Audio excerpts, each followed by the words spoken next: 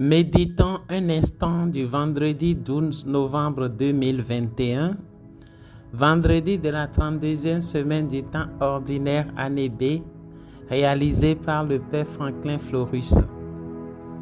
Les textes soumis à notre méditation ce jour sont tirés de Sagesse 13, 1 à 9, Psaume 18, 19, Luc 17, 26 à 37. Comme cela s'est passé dans les jours de Noé, ainsi en sera-t-il dans les jours du Fils de l'homme. Luc 17, verset 26. Voilà une comparaison qui pourrait nous choquer, car nous savons tout ce qui s'est passé dans les jours de Noé. D'ailleurs, l'évangile du jour ne nous laisse pas ignorants sur la question. Elle nous laisse entrevoir ce chaos. On mangeait, on buvait, on prenait femme, on prenait mari, jusqu'au jour où Noé entra dans l'arche et où survint les déluges qui les fit tous périr. Luc 17, verset 27. Allons-nous encore vivre un tel chaos? Jésus nous avertit à chacun de prendre ses dispositions. En effet, si Jésus nous fait contempler ce qui s'est passé au temps de Noé et de Lot, c'est pour nous avertir. Ce qu'il dit ici n'est pas une fatalité. Nous ne sommes pas condamnés à revivre de tels chaos. Nous sommes appelés à prendre conscience du chaos et à nous convertir. Ici, il se pourrait que cela ne soit pas seulement un changement de comportement, mais un changement de direction. C'est d'ailleurs ce qu'exige une vraie conversion. Nous devons changer de direction pour vivre autrement que ceux du temps de Noé et de Lot.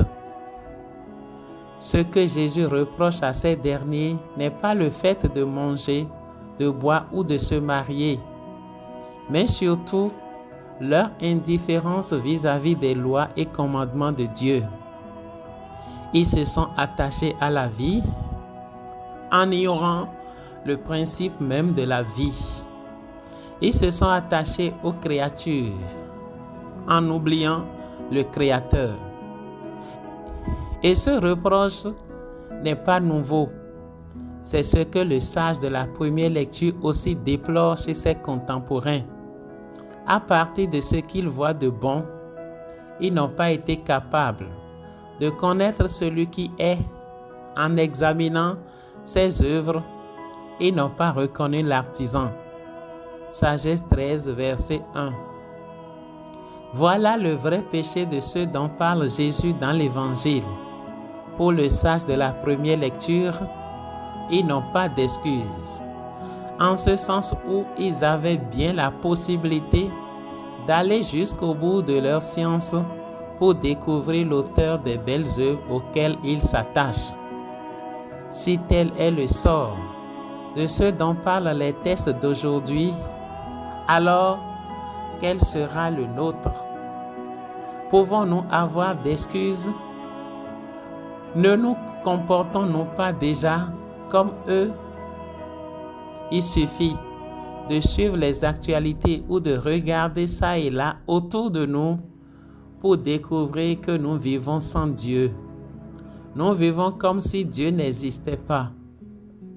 Quand nous aurons fini de tout saccager ou de tout désacraliser, nous allons subir le même sort que les contemporains de Noé et de Lot. L'exemple de la femme de Lot, cité dans l'Évangile, n'est pas anodin pour nous et nous interpelle. Chers frères et sœurs, la créature ou le Créateur, chacun doit pouvoir répondre efficacement à une telle question.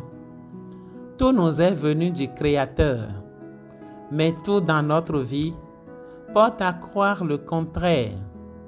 Si nous ne vivons pas comme si nous étions les créateurs, nous vivons au moins comme s'ils n'existaient pas du tout. À quoi pourrait nous conduire une vie sans Dieu? Au chaos.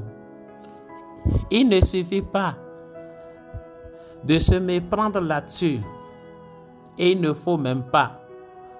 Nous militons et nous luttons pour le chaos. Redressons-nous, relevons la tête et changeons de direction.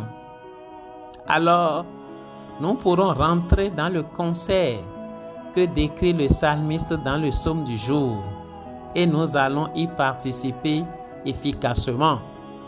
Les cieux proclament la gloire de Dieu. Le firmament raconte l'ouvrage de ses mains. Le jour au jour en livre le récit et la nuit à la nuit en donne connaissance. Psaume 18, versets 1 à 2. Soyez bénis.